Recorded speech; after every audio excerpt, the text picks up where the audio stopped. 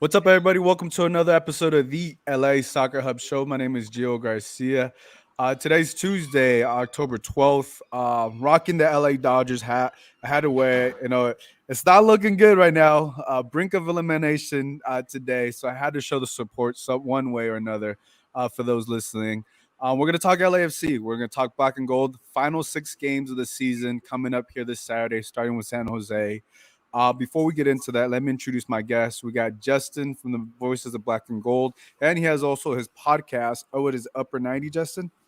Yes, the Upper 90 Football Podcast. You can find it on Twitter at U90 Football. Nice. And then once again, we got Andy Diosa from Yahoo, and we got LAFC Edge, Marvin.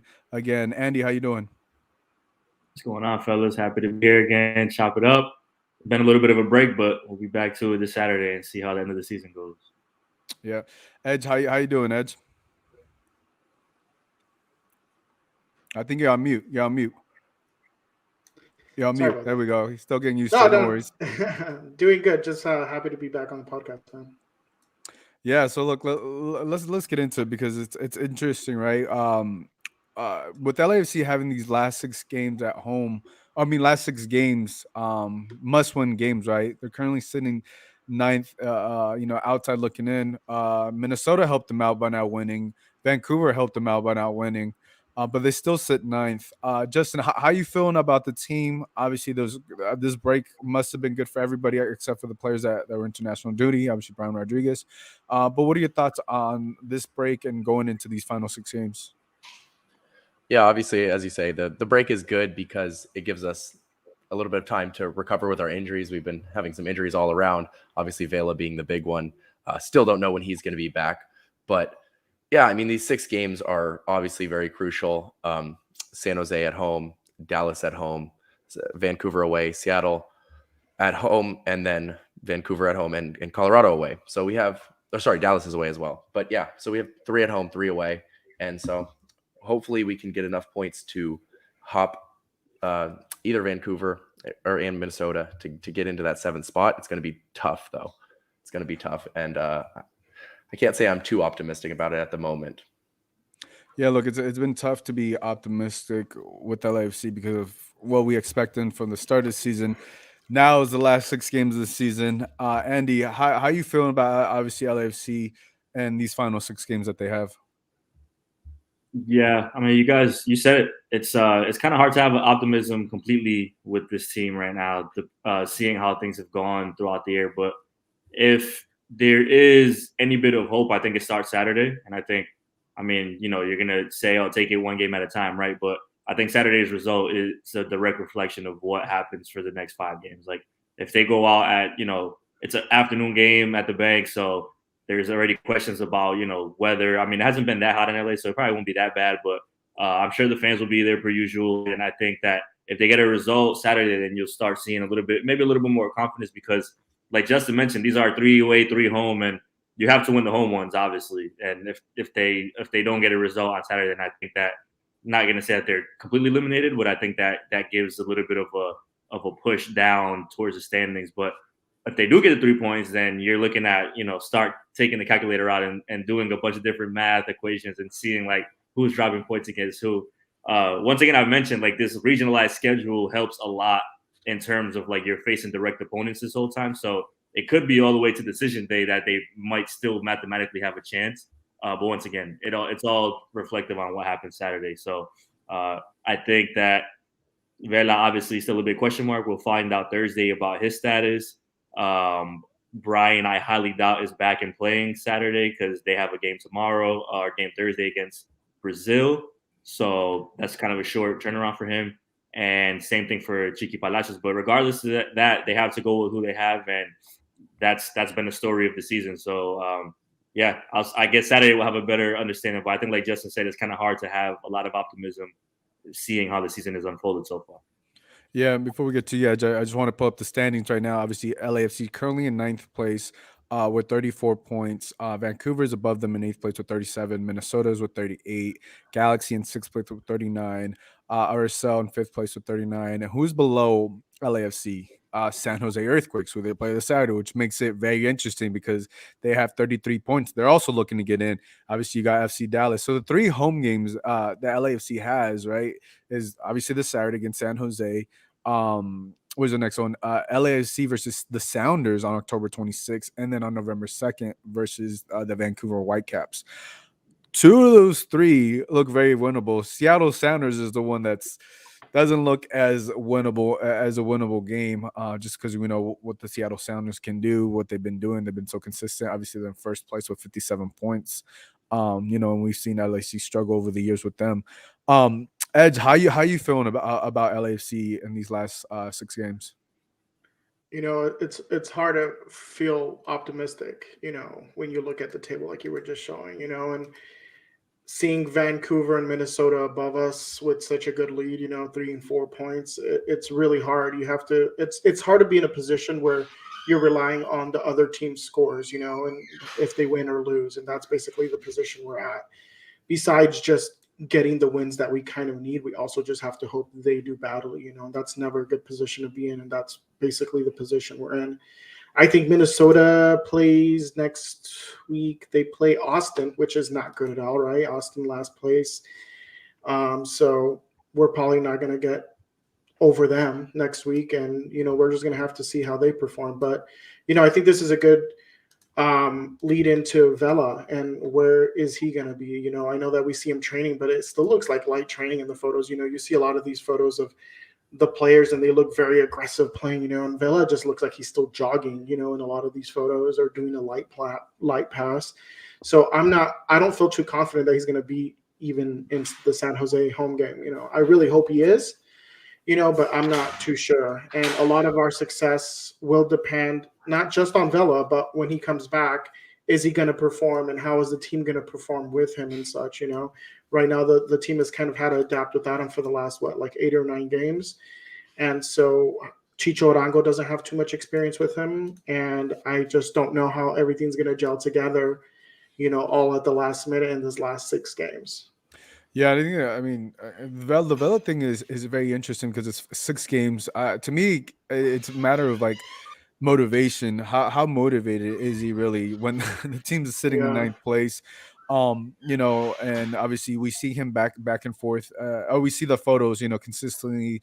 They're posting, LAFC's posting throwbacks, and it's unfortunate because of what the season was. But even if, say, Vela plays, he's not playing 90 minutes, probably maybe 15, 20 minutes. It's going to be his first game back in 8, 9 games. It's kind of crazy. So I'm just very curious when we see Vela play, how motivated is he going to be, right, to want to play these last 5 games and give it all out just to fight for potentially a 7th spot? Because out of these 6 games that can get 18 points, and right now what did I say? They're 34 points. I don't see them. I think it's hard to say. I think it's pretty obvious to say that they're not going to get the full 18 points, because of the way the season has gone. Half of that is likely, or it may not. So it's like when we start to do the math or you start to break it down, I'm not going to do that. But I was talking to a couple of other guys, and they said around 50 points is the mark. Is 15, the mark to get 50 is the mark to get. So there's 50 to secure a spot, around 50 points to secure a spot in the MLS standing. So they would need 60 points right now if they're at 34 points. So they would have to literally win almost every single game to do that. So if you do the math, if that's right, that you need to get close to 50, right? If that's the threshold, I think it's looking complicated. And I think for me, I'm really gonna see where Vela is gonna be at, right? Because you're gonna tell, right, in his movement and stuff like that once he gets to play, all that. Who's squeaking? Someone's squeaking. Someone may be squeaking. But yeah. Justin, what are your thoughts on potentially seeing Vela this Saturday? Yeah, well, as you said, I think it's pretty sure that even if he is there, that he's only going to play, 15, 20 minutes, because that's what Bob always does. He always brings him back very slowly, never throws him into the fire, which makes sense. He's getting older and he's coming back from injury. But I don't think we can put too much. I don't expect to see him, honestly. But even if we do, it's not going to be too much of a contribution, not enough to where we can say, okay, Vela can come win us this game or anything like that. So we need to focus away from him, especially for this game, in my opinion. And as Andy said, we're unlikely to have Brian Rodriguez as well. So that puts a lot of pressure more on Chicho, Sifu to try and get this game done. Yeah, and I think of that also is just like, right, obviously having Brian, obviously he posted that photo with Messi and stuff. I think that was really cool. I think obviously it's Messi's, arguably the greatest player in the world, but they didn't get the win. They ended up losing 3-0. I didn't watch the game. I just saw the highlights. But yeah, he's a big piece of this LAFC team. Andy, let me ask you, what are your thoughts on Vela and what we could potentially see these final 6 games from him? Oh man, it's tough because when he came back earlier in the season, it was kind of the same thing, right? Like you said, a little bit of a progression to see like where he was really at. And I think there was a few moments that he showed he was like, okay, he was picking up a little bit of health and confidence and speed and different things that we're used to seeing from him. And then there was that one game who I believe was against the Rapids that he just looked completely out of it, just wasn't there. And there's only 6 games left, and in reality, it might not even be that many because, like we say, if you take a loss here and you take another one, that might be all she wrote. So, like Justin said, you can't fully bank on him, even if he is back, which I do expect to see him back at some capacity. Like you said, we'll find out on the press call Thursday. But the way it's gone, you can't be 100% confident that he comes in and gives you, a completely new look, given the fact that you guys mentioned he hasn't played with Chicho. Brian will be out most likely and still have to integrate himself there. And this is the San Jose team where they just lost 2-0 to last time they played them up there in San Jose. So it's not going to be an easy game for them. We always know that a team led by Matias Almeida gives them trouble. But listen, if they have any fight left in them, and if Vela could give them any bit of help, I would assume that he does that. But I can't say that the outlook is promising there either, just because of what the season has looked like. Yeah, and obviously here I pulled up an image of Carlos Vela there, like he said, he doesn't look like he's gained weight or anything like that. I don't think he would, But I think the thing with LAFC has always been these injury concerns, right? And I think that's one thing. Regardless who comes, because there's going to be a change. I mean, I think that's fair to say. There's eventually going to be a change, right? Whether Vela stays, whether what happens with Bob. But I think the fans deserve to know at least some updates of the players when it comes to injury. Look, if a player's going to be out 4 weeks, there's nothing wrong with saying he's going to be out 4 weeks. Or if a player's going to be gone for a season in the injury, or, what I'm saying? I think that's fair to say. And I think that's one thing that about LAFC that I don't think it's been fair to the fans. When it comes to injuries and knowing these, that they said it was a quad thing with Vela, and quad. I forgot someone had brought up. Look, I'm not a doctor or anything like that, but it doesn't take as many games as it took Carlos Vela, right? If there's other things, personal things going on, I completely understand that. But if you're just saying it is an injury, and he's only supposed to miss a limited amount of games, now he's missing 8-9 games. I think there's a question for concern there, because you're not being transparent with something that should be transparent when it's the superstar of your team and a superstar of the league. And I think that's the one thing I feel like LAFC has lacked. I'm just kind of going on a tangent here, but I think the fans deserve that. They deserve to know what's going on with Carlos Vela. They deserve to know why your superstar's not doing it. If he's not going to talk, the team needs to address it, or Bob or whoever needs to be honest about it. Like, hey, he's not going to be available for these next 6 weeks or anything like that. Maybe that's not what the fans want to hear, but I think when it comes to an injury, it's better to be upfront about it. From covering the NBA, from covering the MLB, that's how it's done in all major professional sports in America. It may be different around the world, but that's how we do it here. And I think it just needs to be more fair to LAFC fans in the 32-52. Edge, let's get your thoughts. Yeah, I mean, it's going to be really important to see how Vela is when he comes back. And I think he's kind of underestimating how much he's losing the fan base. When I see everywhere on social media, people are kind of just okay with him leaving the team. And I don't feel that way. I'm like a Vela optimist, and I think he's the best player in the MLS. Mm-hmm. And I want him to come back, like the old Vela. And I still think he can. I think this is he's having personal issues. That's my opinion. I don't think it's so much a physical injury as much as maybe front office problems, salary negotiations, and things like that. All I know at the end is that a happy Vela to me is like the best Vela, and I don't know what's going on with him, but if he does come back, I just think he really has to impress the fan base again, because I think he's okay living off of the 2019 performance and that everybody still loves him and everybody still wants him there. But like, no, I think he underestimates how much of the fan base he's actually lost. And I think these next 6 games with Villa, he's going to have to impress us again. And as much as I would just, would love for him to be here again, 2022 for 3 more years, a lot of the fan base doesn't feel like that anymore. And I think he's lost them. And like I said, I think if he were to come back in these last 6 games, maybe the last 5, and really impress the fan base, I think he would be able to capture them again. And I think the front office might be milking that, that in 2020, his wife was pregnant. There was COVID going on. He hardly played. He came back. His form was down. And I think they're like, hey, look, you're the highest paid MLS player, but your form hasn't shown it. Here's 50% of your salary. Obviously this is all speculative talking, but if that's the case, then he should still impress, in these last 5 games, and maybe that helps with the salary negotiation. I don't know. Yeah, I'm getting ahead of myself. I was gonna say, well, going back to 2020, I mean, I think that was pretty reasonable and pretty fair. I don't think that's bad, but I think 2021, I think the biggest thing that I've watched Vela Carlos Vela's career this whole year, but I think the biggest thing about him is not addressing the fans or not acknowledging. I was at the All-Star game, and he did the interview with Thun. That's when he talked about that he missed playing in Europe. He didn't even address the fans that I just happened to. They had blocked it off for him to walk. I just happened to be walking back because I couldn't hear the interview, so I didn't want to stay. So I happened to be walking back when Carlos Vela was just leaving. So they blocked it off, and I got like this little video of him, and like. There's fans from the 3252. There's a couple fans that I knew that were like Vela, like yelling, just to like say what's up or sign some autograph. And the stadium, the All-Star games being held in your stadium. You haven't seen the fans. You've been injured. You haven't had the type of season.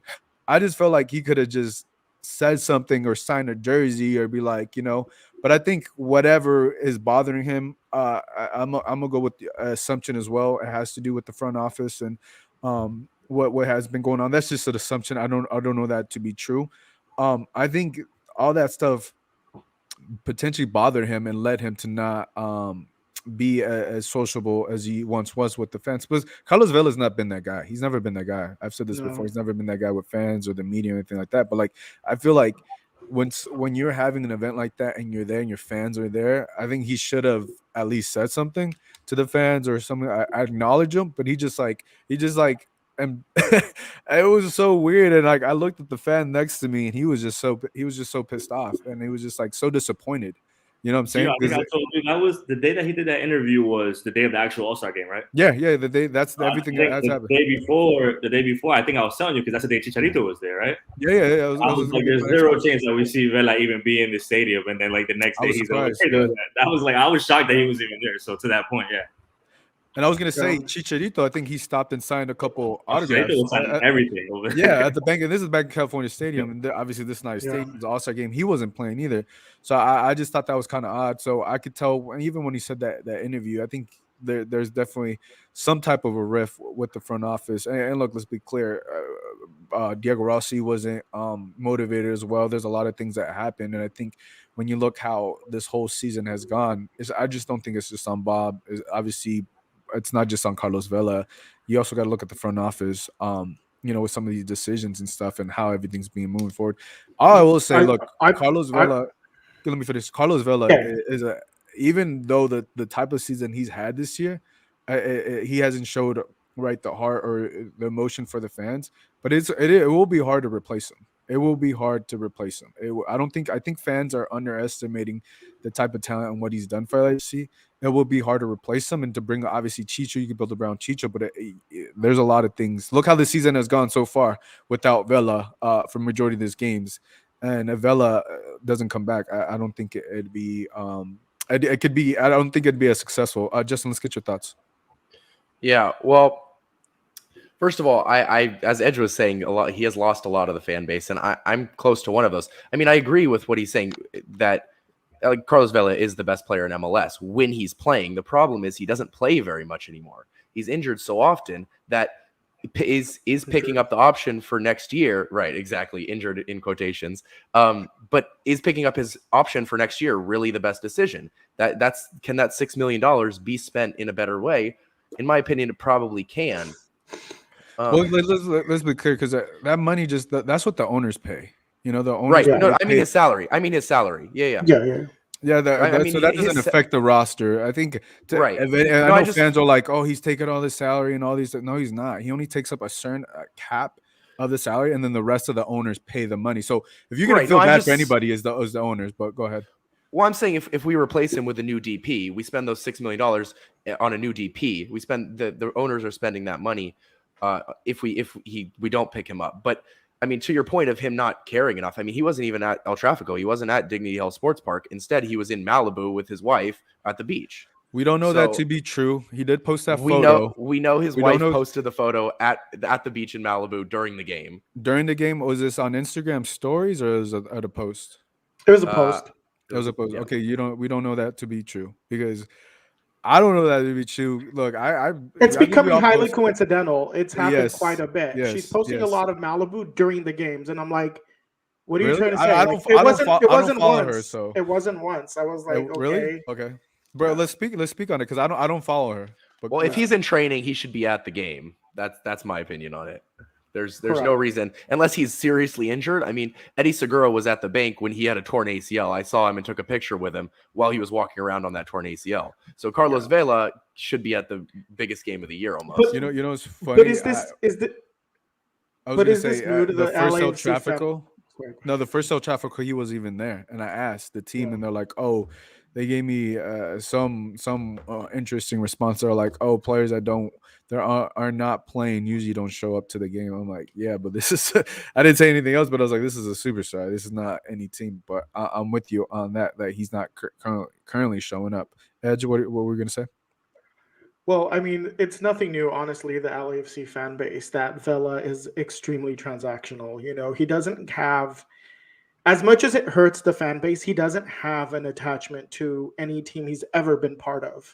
And I mean, of course, everyone gets a little sentimental when they leave their team. When he was a little sentimental when he left Real Sociedad, but that's not like his purpose in soccer, the way some players could grow attachment to teams and the fan base. I think for him, it's the big dollar. And that's fine. A lot of elite players have that mentality. Even Messi was like that for a bit. And I'm okay with that. I don't necessarily need that type of relationship with our elite players. If they're transactional, that's fine as long as they're performing. The problem is he hasn't been performing, so we have to expect that out of him, and he has to understand that we're not going to accept that. And like I said, going back these last 6 games, I think he has to prove himself. I don't think he could just ride his old success into the new season and a new contract. Yeah, no, I agree with that. There's a 2019, that's 2019. This is 2021. Chris earlier, he says, I agree. As a season ticket holder who pays a lot of money for their seats, absolutely want to know more about injuries. And I expect a better team. I completely agree. And I think that too is just like, if Vela wants that money, the 6 million or whatever it is, because I think it's 7 million. I think it got bumped up this year. Yeah, he has to show it these next 6 games. I just think, look, even though he's the best player, you got to show something that you care about the team, one way or another. If you don't show that, then it's all good. It's gonna be unfortunate. It's gonna be hard because you could be without potentially Bob Bradley and Carlos Vela, and you're literally starting from scratch again, right? And that would be interesting. When this was supposed to be MLS or bust, and it's looking like bust and rebuild, which is unfortunate. Let me pose this question: If you had to keep one, either Bob Bradley or Carlos Vela, who would you keep, Andy? Oh boy, Bob Bradley. This is gonna be Bob Bradley. Bob Bradley. Why? I think Carlos staying is the worst idea for LAFC because of what you guys have already mentioned. Like we could praise everything that he's done in the past, but in the last season and a half or whatever the case may be, he hasn't shown anything that that would have players confident, or that would have fans confident that him returning is the best idea for the team. Now, I know people probably don't think that Bob is the best idea for the team either, but if I had to choose one, I would go the route of keeping Bob Bradley for that sake. That you can't, after a while, you have to cut ties with players. It's the business of sports, right? You grow to be so I guess indebted to these players and appreciate everything that they've done. But after a while, things end, man. I'm a Patriots fan. I'm living it this season. Like after a while, everything You're the feeling story. that, man. But the story is not going to go on forever. Like it's hardly ever perfect in sports. And I think when there's a moment that you could feasibly part ways without it being dramatically troubling, because I don't think this would be dramatically troubling unless some crazy stuff comes out about they're actually being, behind the scenes stuff. But we won't know that unless, if there's a way that you could cut that off without it being, crazy. I think you have to. And if Vela has aspirations to go play somewhere else, sure, he could go do that. And I'm not saying that the talent's not there. He could definitely turn it back up. But like Justin said, if you don't see him on the field consistently and producing, that at the end of the day is not good for the team and for the players around him, because we know when a player like that's on the field, the game changes for the team. You have to kind of factor in, how do we play with Vela? He has to, get, hey, most of the balls we want to filter it towards him. Like it's a whole different game for everybody. It's like any great player in any sports. When that person is on the field, when that person's on the court, that the dynamic changes. So I think for the sake of rebuilding and the team growing and going in a new direction, if I had to choose one, it would be keep Bob Bradley. What about you, Edge? It's a tricky question because is Vela in form in this scenario? If it's still in doubt, I mean, we still have these 6 games ahead. Ask me end of season. You get a healthy Bob Bradley and you get a healthy Carlos Vela. Oh, Vela healthy, hands down, if that's the case. But when I actually sitting here and actually thinking about what we're all saying, like in 2019 when Vela broke all the freaking records in MLS, that was a personal accomplishment. And once again, that's pretty transactional because it didn't render team success, right? We didn't get the cup. We didn't even get very close to it, to be honest. And it makes me wonder if Vela in these last games is not invested enough because he's so transactional. Like this final doesn't mean the same as it means to us as the fans. What do you mean? What do you mean final? What final games of the 6th season? Final games of the season? I'm saying like, well, for instance, the Champions League final. We didn't when we lost versus Tigres, and getting in the playoffs in 2019 and not getting as far as we would like, or even to the final. Yeah, but we don't know, get into that rabbit hole. I don't think he's thinking that way when he's playing about transactions and stuff. I think no, I'm saying that's like when a person bleeds for the team and like he loves his soccer team, that's a whole different mentality than these personal accomplishments that he accomplished in 2019, which made the team a success. But I feel like Vela is, when you see these finals and when we lose, they're always so like such a letdown. It doesn't feel like we were like the best team. It doesn't feel like, oh, we lost, but we were the best team. It always feels like we didn't do enough. And honestly, now I'm starting, like when I think of that, I think of Vela perhaps not being the right player that's going to motivate the team enough and create that team success. So on that note, I would say I wouldn't renew either one of them, to be honest. That's a fair response. Well, just lastly, I feel like Bob Bradley, it has been figured out in the MLS with the 4-3-3. He's lost his identity. He's been trying the 5-3-2 with all these injuries, which is working okay. And I can't blame him for all the injuries that we have and the correct depth, which I blame Thorrington for not giving us the right depth. But at the end, I don't feel like Bob Bradley is going to get us that cup. That's my personal opinion. And I would say no to Bob Bradley too. Well, you had to pick one, but I guess we'll leave it at that. Justin, what about you? Tricky question, but obviously Bob Bradley or Carlos Vela. I know you said you were leaning on Vela out. Yeah, I mean, well, I agree with Edge that I want them both out, but if I had to choose, the debate is really this to me: in the long term or the short term. As far as next season, keeping Vela is probably best, but in the long term, we want to get Bob out. So. Because if Bob stays, he'll be here for multiple years because it means he's getting an entire rebuild of his team. So he'll get to work with Thornton and choose the players that he wants for his rebuild and try and, win another MLS Cup in the next 2 or 3 years like he got the chance to originally with the original, team. But if Vela stays, Vela's just going to stay for one more season. We'll pick up his player option for next year, or his club option, for next year, and he'll play one more year and then he'll leave. So for that reason, I would probably want Bob out just because Vela's not going to stay more than 1 year anyway. I would choose Bob for that reason. But I mean, a healthy Vela next year would be amazing. I just don't expect to get a healthy one.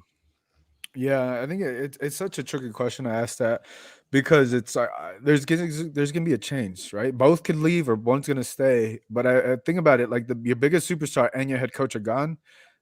You got to start from scratch. You got to already be thinking that. But I also think like the way the players were brought in, I look, Bob Bradley, when it came tactical some games, yeah, it was his fault. But I think when you look at the roster build, that wasn't necessarily, I don't think that was 100% his fault.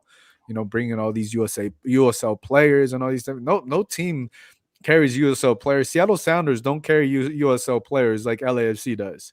That is the difference between LAFC this season and the Seattle Sounders. They got veteran players, and I think that was the biggest thing that hurt them because you had to keep depending on these USL players, and you had to keep going all this back and forth. And when I kept seeing all these domestic news breaking and all these different things, I was like, it's another USL player, man. Like it didn't like I wasn't like, oh, who it is. I was like, go through the USL roster, and then they added this and that's other Thornton's fault, right?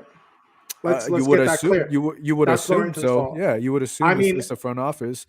I don't have a problem with Bob Bradley as much as John Thornton. John Thornton, in my opinion, is the one who's the strategy of the return on investment on these young players, whether it's USL or non-USL, even just the youth players. I think that's what's kind of destroyed this team, to be honest. I think it needs to be a balanced mix, and he's only thinking of the return on investment, and I think that strategy was not balanced, and it was misguided, and it screwed up our year. I think Gio froze. Uh-oh. Got a frozen Gio, man. Not the host. Well, I mean, I agree with what you're saying, Edge. I think it's both of them because they came in as a package deal, and they're supposed to work together flawlessly. Correct. They're supposed to get along really well, and it doesn't seem that way anymore. I think it's like a 60-40 balance, in my opinion. Like I think it's 60% John Thornton. I mean, I think we should all agree it's 60-40. Just who's the 60 is the debate. Yeah. I mean, you have to give credit to. Sorry, go ahead, Andy. Nah, I just think it's tough because they had this concrete idea, and I guess for like a season or two, you're like, oh, this is great, man, it's gonna work out. But I think we've talked about it before. Like they reached kind of that mountaintop without much to show for it besides the supporter shield and a few individual team records. But at those moments, you're like, oh, this is amazing. Like Diego's gonna go, we're gonna get money for that, and then Atuesta, and then things just don't pan out that way. So I think the idea, and I said this before about Thornton, I don't think that strategy is going to change, which is the important part. Like, I think they're going to stay that way, but I think this season, more so than any other season, well, I would hope so, they learn a lot more about how else. Like, you can't just have that plan and expect it to, like you said, you need to have a balance. You can't expect it to just be your be-all. So I think, noticing that they have too many inexperienced players, noticing that maybe at times this roster probably could have used a lot more MLS experience in certain situations. Just different things like that they have to learn. But honestly, like I said, Thornton for sure is not going anywhere anytime soon. Yeah. And he's co-president. He's co-president. Exactly. So, he's not just general manager. He's his own boss, and it's like I think he just needs to realize, like, Vela is like that piece that I don't want to say it's holding them back, but Vela is that piece that whatever direction it does move. I don't know much about chess, but I would try to make a chess analogy. But whatever way it does move, dictate everything else. No, sorry. I know like, sorry, guys, I froze. This Wi-Fi here. You gotta like log in every 24 hours. It's Tell them where you at, Gio. Tell them where you at, man. I'm in Vegas. I'm out in Vegas. So yeah, I'm about Vegas. You supporting the Las Vegas Lights or what? Yeah, so I actually came out here just to do a little bit of recruiting with the Las Vegas Lights. So I just had lunch and dinner with the front office. So you're bringing giving you guys all the players. So I'm gonna tell you guys the newest signing. So I just found out. No, it's all jokes. But yeah, no, look, I think for John, I think he has to realize what he did this year, he can't do that again. Because he's not, like, to your point, Andy, he's not going nowhere. He's not. But I think you can't have all these youngsters. Yes, they're talented, but they're limited experience. You need to get MLS experience, or even if you're going to South America, get some guys that are like 26, 27. Get some more mature guys. It's too much. It's too much young talent, and not enough veteran players. Chicho was amazing, but he was too late. I feel like if you would got Chicho at the start of the season, and you didn't play with 3 DPs this whole year, Brian Rodriguez was on loan, which didn't make sense. Look back, he came back, just didn't. Rossi is on loan. You didn't sell him, and you couldn't replace him 1-for-1. And I think all those things really hurt the roster build. I really feel like, look, Bob Bradley did not do a good job during some games, but I feel like Bob Bradley did a really good job with what he was given roster wise. Because not a lot of coaches would be able to do what he's done roster wise. Now, okay, game wise and all of these things, it's a different story. So there's some games that are questionable, but I think what he's done with this limited roster, this thin roster, and this very young roster, and this USL roster that we saw at times, I think we saw him do some things that were good and somewhat keep LAFC in contention. Now it's you expect a lot more. You don't expect LAFC to be in a certain situation, but I think the front office definitely needs to do a better job moving forward, because we know John Thornton's not going anywhere, and they got to realize, like, they can't build a team like this moving forward. If you want to compete for a championship, if you want to be an FC Dallas and all that, man, you're selling the 3252 the wrong limited, because we thought this was going to be a championship team, but, like, I hope this does not become an FC Dallas type of team. Yeah, you want to bring in that young talent, but you want to win the championships, and I don't think any FC Dallas fan is excited that they're selling all these Weston McKennies even before they get to the team, or Pepe and stuff like that. But they're always at the bottom of the table. I don't see that being LFC, and I don't think the front office is thinking that way. But we'll have to see. I think this is a conversation until after the season. But I think that conversation is probably going to happen a lot sooner than later. Justin, what are your thoughts? Yeah, well, I will disagree that I don't think Bob has done, the best job, even with what he's been given. He has had a lot of youth players, but that's been more in the second half of the season as we've fallen off. But I mean, he still had a good amount of players. He still has, Brian Rodriguez has been playing. He now has Chicho. He had Rossi for a while, who wasn't performing. He's had Sifu, Atuesta, who has had a down year. Ginella's not performing. Cheeky Palacios down year. Moon is on $500,000 a year, should be performing more. I mean, we have players there that should be at a higher level than they're performing. But I think the young players thing, to me, it's felt like we've almost given up on the season and given Bob like this time during the rest of the season to play all his young players and decide who he wants to keep for the next rebuild. It doesn't seem to me that there's any idea of, okay, we'll sack Bob, because otherwise we would be going hard for this and we would be playing all of our best players constantly. But the young players, bringing them from lights, it gives us an opportunity, like we found with Fall, maybe Duke as well. Okay, these guys can be pieces for the future. And then we find other players like Edwards who maybe are level to go forward with this team. That's the vibe I get from the end of the season. Yeah, I think I may be cutting out on you guys. I don't know. Let me know if I'm cutting out, because I got the janky Wi-Fi over here. But am I good? You're good. You're okay, good. okay. Because I can tell I have like 2 bars on the thing. It usually kind of tells me so. But yeah, let's talk about obviously, moving forward, because regardless, even if they make the playoffs, I think it's still going to be a tough road, right? So it's like, when you see LAFC, right? Edge, let me ask you this: like, what do you want to see from LAFC these 6 games? I want to see all the players on the pitch or on the bench whenever they play to give 110%, and for them to know that preseason 2022 will be judged on these last 6 games. That's what I would want them to know. As in, I want to see you play your heart out to justify why they should keep you next season. Because I feel like overall, these players, none of these players really proved themselves yet. I wouldn't. I mean, who to you guys would you say has proven that they should be renewed? Of course, there's players like Atuesta, which we love, and he's performed. But even then, a little like 4 or 5 games ago, he was being inconsistent, and even before his injury. But I don't really feel like anybody has proven themselves very well. Once again, with the exception of maybe 1 or 2 or 3 players at most. But I feel like all the other players were playing very like nobody had accountability. Everybody was like, "Oh, it was a team loss. It was a team loss," and it's like, well, you guys did not have chemistry. You guys were not connecting. Horrible passes, no finishing, really dumb mistakes in the back line. So there has to be accountability, in my opinion, at the end of the season. And it's these last 6 games prove to the team rather, that this is why I deserve to stay.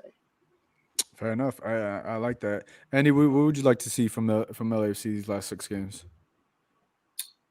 Man, I think I honestly have seen enough already. Like you said, I think that even if they find a way to make it into the playoffs, which I do not see likely, you can't expect much from the team. Now, I will say this: if they do make it to the playoffs, any team that has to come play in LA is not going to want to do that, because at the end of the day, Bob and his tactics and his strategies are respected by all these different head coaches. Like this Portland game that they just lost prior to the break, Savaresi said it, like, we don't like coming here. They know it's tough to play there. They know what type of game LAFC plays. Whether or not they figured it out is a different story, but it's still not a place that any team really wants to go play in the playoffs. But end of the day, like, you're gonna, you need to get results, which you haven't been doing. B, then you need other things to fall your way, which you're already asking for too much in a regionalized schedule. And then see, like, what possible in these 6 games can make you feel 100%, not 100%, what could make you feel a lot better than what you have already seen. I don't think any player has a window to be like, oh man, yeah, I'm convinced like next year is going to be the year. I think the sample size is big enough for what this season, what they've shown. Sure, we want to see them fight. We want to see them try to, still make a push for it. They're not going to go out there and just fold. But at the end of the day, like, I think, like I said, the writing's on the wall. Like, we know what went wrong. We know what needs to happen. These 6 games to me is all about, like you guys mentioned, just go out there and try to win and keep fighting. Don't give up. Because if you see a team give up, then that's more of a say on Bob himself and on the players themselves. And that's going to change the whole, I guess, dynamic of what happens in the offseason. But to say that these next 6 games we're going to see something that's riveting, I don't think so. I think that Bob talked about last year it being such a mental block because of the pandemic, because of, different things that happen. And I feel like this year, without a lot of those restrictions they had last year, it's kind of along the same way. Like, the mental hasn't been there throughout the year. And things that maybe people are dealing with on and off the field haven't been there throughout the year, and they just haven't found a way to cope with it. I don't think that these last 6 games tell me anything different than what I've already seen all year. Yeah, I think as an organization, I think just LAFC needs to be better. Just from what I've seen from them, this season it just hasn't been good. I mean, there's been a lot of like ins and outs, and just like it just needs to be cleaner. I just feel like if you're gonna compare, if you want to aspire to be eventually, right? Well, this is what I've been told, that they want to aspire to be, right, like a staple like the Lakers and Dodgers and stuff. But I think overall they just need to be better. And you know what the worst part is that, like, seeing John Thornton still using the COVID card. It's like he said that. On, dude. Like, did he say that? When did he say that? Yeah, he's still using it. I mean, I think it was when they sold Rossi. When they sold Diego, like when they sold Diego Rossi, he used the COVID card again. It's like, yeah, dude, but like everybody's dealing with this shit, and it's like, I'm not falling for it. Yeah, look, there are some people that still do, because I've had a couple of people on my show, they still believe that it's the COVID, but I don't believe that, because players being sold left and right for millions and millions. That just look at Europe, right? I think they just need to be better, because I think what I've seen from them, it just hasn't been good, and like I don't know, like from when I first started covering this team to now is like, and I don't want to like beat on a dead horse, but I just feel like what they aspire to be, they also got to show it with the action, show it with the fans and all these different things. And I just don't think they're there yet. And I don't know organizationally what led to this downfall, what led to the miscommunication between Bob Bradley and John Thornton, because they're clearly weren't on the same page. That's not no secret, right? And Carlos Vela, right? There's a secret. Whatever rift happened or whatever caused that to between Bob Bradley, Carlos Vela, or the players, you name it. I just think you can't have that next season. Now let's talk about some of the positives, because I think we have to talk about the positives. I think to me the positives is Chicho Arango, is Mamadou Fall, Bryce Duke at times, and to me it was Tomas Romero, but now it may be Jamal Blackman. But that, look, we're talking about 3 or 4 things, but I think regardless if Vela stays or not, you got a piece that you can build around in this Chicho Arango. You're gonna keep Brian Rodriguez regardless. No one's paying $12 million for him right now, so you're gonna keep him for the long haul. So, what are your thoughts about Justin, about potentially building around Chicho Arango?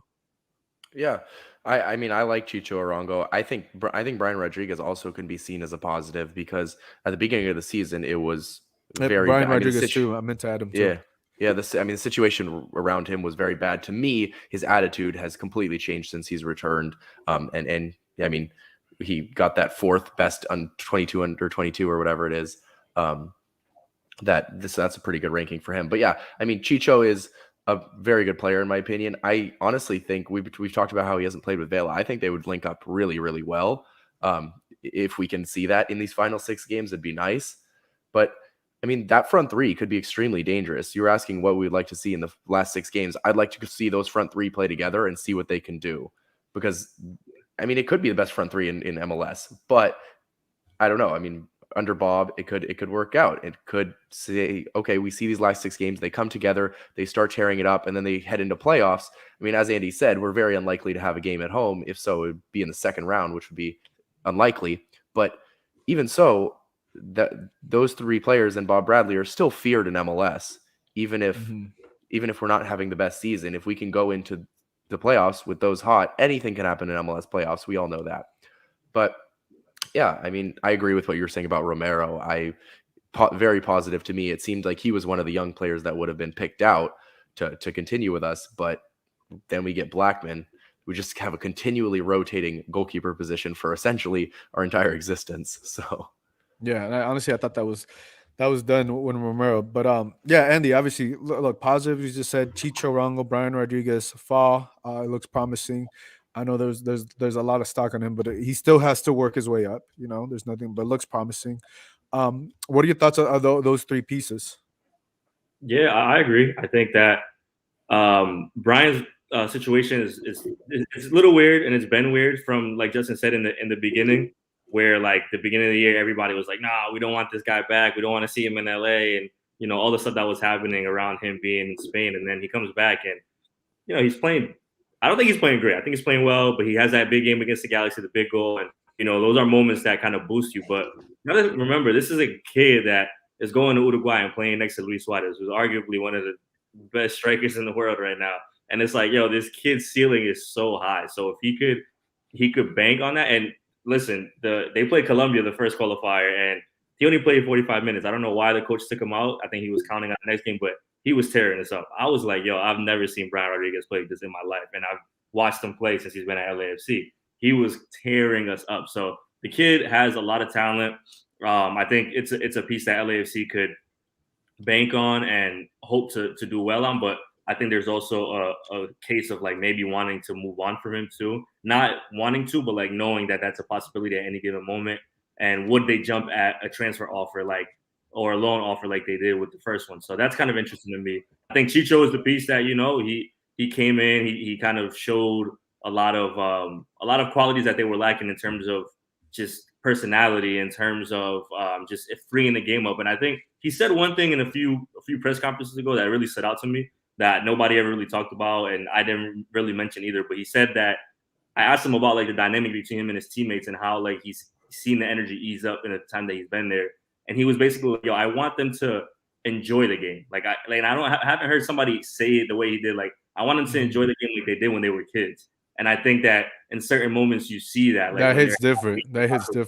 When they're dancing. Like, obviously, results are going to have a complete effect on whether or not they are enjoying the game. But for him to come out and say that, like a player of his caliber who in Colombia was top of the league in scoring, was coming from one of the biggest teams, like he could have came in here and been like, I'm going to do my thing and whatever. But he really has shown a mentality of like, I want everybody to be together. And that's for LAFC in this moment after this season is the biggest thing possible moving forward that they could benefit from. And then Mamadou's been great. I don't think anybody expected him to be that good. He's showing out. He obviously has to learn a lot, but that's positive knowing that you have somebody of that age, of that caliber already that has done it in big moments. And then even younger guys, like I said it to you before too, like people like Bryce Duke and players like that deserve more time. And because I think Bob gets so caught in his own strategies and his own mentality of like, we're going to throw these same 11 guys out there and we're not going to change around or we're not going to make subs at a certain time. It's hard to do that during the regular season, but there's been moments that you're like, man, I wish I would have seen this person play more because you know that they could add some. So I think I've always said this with LAFC. The team is talented to me, maybe because I watch it more than a lot of other teams. Like they're one of the more talented teams in the league. It's just that they have to put it together, with everything being flowing at the right time. But talent-wise, they're there, and they're going to have to move a few pieces and figure it out. But even losing somebody like Diego Rossi, and I said it, even without Vela on the field and losing Diego Rossi, like that team is still good enough to go and compete against top-tier teams. They just haven't been doing it. Yeah, no. Edge, let's get your thoughts on the positive pieces, right? We mentioned Chicho, Brian Rodriguez, Mamadou Fall. What are your thoughts on I mean, if you have any other additional players you'd like to add, but what are your thoughts on some of the positives for LAFC moving forward? Yeah, I really like Chicho. I don't think there's really anybody who dislikes Chicho, right? Everybody loves seeing his passion and his hunger to score. But ultimately, I would say I'm waiting for these last 6 games to even like really judge him, because his 6 goals, while I've liked his performance in every single one of those games, 3 of them were penalties. Let's be honest, 3 of them were penalties. So if we really scratch that and think of three goals in 9-10 games, that's a little concerning. And the last, I think, 3 or 4 games he hasn't scored. I'm very optimistic about him, and I want the best for him, and I want him to work out for us. But like I said, I'm going to reserve my judgment in these last 6 games, and I really need to see how he scores, because at the end of the day, he's a striker. And if you guys remember Urenia year 1 for LAFC, he was actually a really good player, Urenia, but he was a striker, and he wasn't putting in the goals. He wasn't. Yeah, but I feel like there's a difference between Urenia of course. and Chicho. But all I'm getting at there's the a end big is difference. There's a big course. difference. One's on All one I'm side saying, and the other one's on the other side. Yeah, but they were central strikers at the end of the day. And all I'm connecting here is at the end of the day, the goal number counts when you're the striker. And that's what I'm saying. In these last 6 games, I don't care his hunger and his passion if he's not scoring these goals. Let's say in 6 games he doesn't score a goal. That's going to be important to know when, next season. And so I'm good with him right now, and I'm still very much an optimist, but I'm going to reserve my judgment until the end of these 6 games. And I don't want him to be a DP. There's rumors out there that they might upgrade him to a DP next year. I don't necessarily feel that comfortable with that, in my opinion, until I see how these next 6 games are. And if he is a DP, that's a bit concerning, because I do want to see new blood here, and I'm not quite sure if he's at DP level, in my opinion, as a striker. There's been, I don't know to be true, but there's been that speculation maybe he was promised to be a DP. Yes, that's my main concern. I'd be happy with him as a high time. The other players, Mamadou Fall, love him. I only want to see him starting next year if we're 3 center backs. I feel like he's worth the investment. Even if he costs us a goal sometimes, I think we're going to have to work through it and develop this kid, because he has an insane amount of potential. But I only want to see him in a 3 center back setup, hopefully with Segura and maybe Murillo. But I think Murillo is the one in doubt here more than Fall and Segura next season if we have a 3 center back position. My opinion is we take and buy a very high TAM center back and give Murillo the depth position, unless he just really outperforms next season. But right now, in my opinion, Fall, Segura, new center back. As far as Romero, not convinced at all. LAFC has always just been very conformist with their goalie position. They're not like, oh, we got to get an elite goalie that's going to help us out. Those 1 goals differences have made such a difference in these games that we've lost. Like, we've lost by 1 goal a lot. And if we just had an elite goalie like Bond has helped Galaxy in so many games, I think that'll But be a it's big not difference. even helping them in there. They haven't won game. I know. In But 9 he did. we At the haven't end of won the- game in 9 At the end of games. the So day, at the end of the day, he gave like at least 5 or 6 wins for Galaxies that they wouldn't have had without him, and he saved their asses a lot.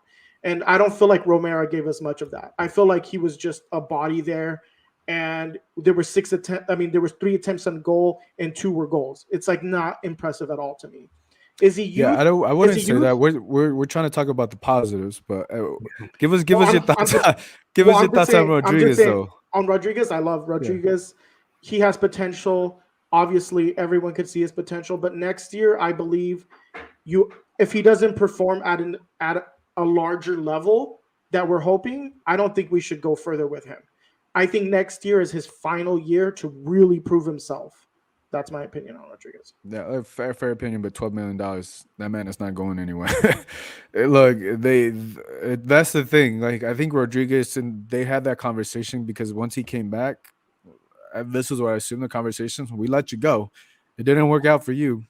Now you're back. Now you got to prove, not just to us, but you got to prove to Uruguay. You got to prove you back home. You don't, not just us, not just here in LA. You got to prove back home that you're worth to be in the Uruguayan national team. So I think Rodriguez is gonna progress, right? I don't know if he's gonna eventually be a $12 million player. Maybe if he keeps. Andy said he was tearing it up against Colombia.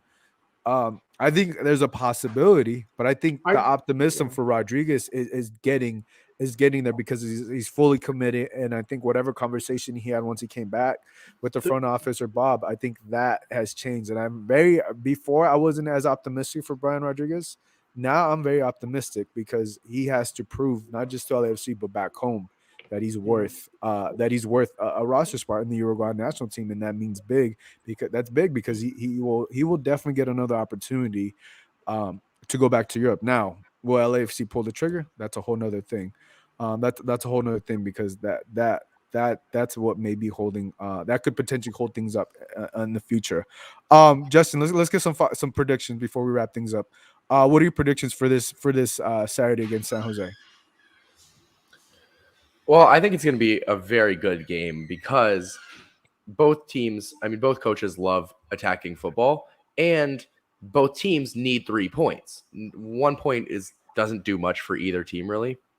So I think it'll be guns blazing on both sides. I think it'll be relatively high scoring. San Jose has conceded like at least 3 goals in their past 4 or 5 games. I think the only one in their past 5 they didn't was against us when they beat us 2-0 in San Jose.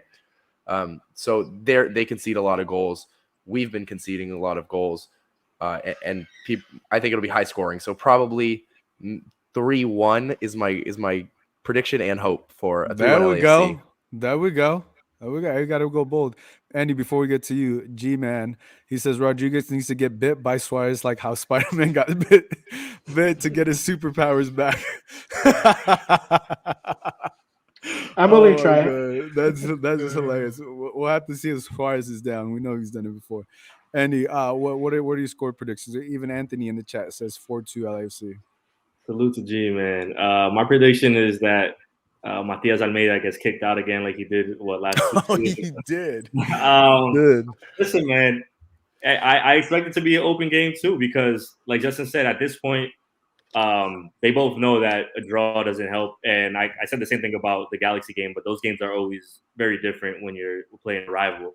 But yeah, I think I could see it going both ways. I could see I see goals. What I'm trying to say, I see at least 2 goals, maybe a 2-2 draw. I wouldn't be surprised by that, but I think at least each side scores twice. So let me go with 3-2. Let's go 3-2 San Jose just to get away with it.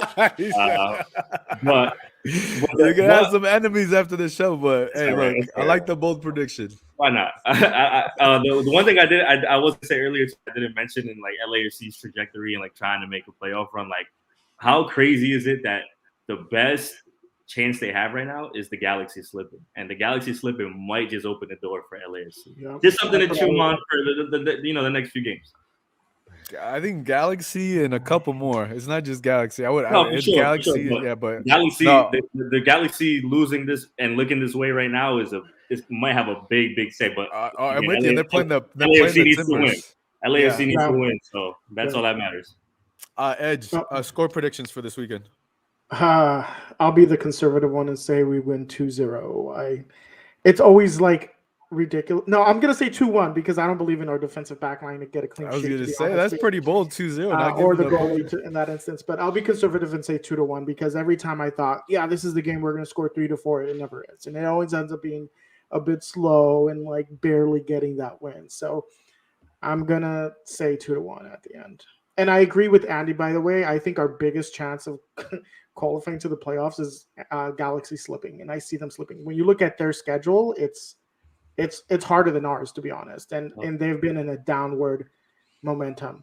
That'd be interesting if it was like whichever team, right, 6 or 7 or 7 or 8th, right? Because it's only 7. So if it comes down to, unfortunately, you guys don't play each other anymore. But yeah, and Galaxy has never ended a season above us, and maybe it's not going to happen again. That's my take. Look, that's my take. Because I cover both teams. I hope one team makes it. If neither team makes it, I don't know. Early holidays, man. Early holidays for the LA Soccer Hub crew. So I will not say if I'm happy or mad about that. Don't worry. Well, look, guys, it's been a pleasure. Everybody in the chat, thank you guys for hopping on. Like if you guys haven't subscribed to the YouTube, definitely give us a subscription on the YouTube channel. Definitely trying to grow it there. I want to thank Justin. I want to thank Andy. I want to thank Edge for hopping on. This is Gio. It's going to wrap things up. And bye, everybody. Hope you guys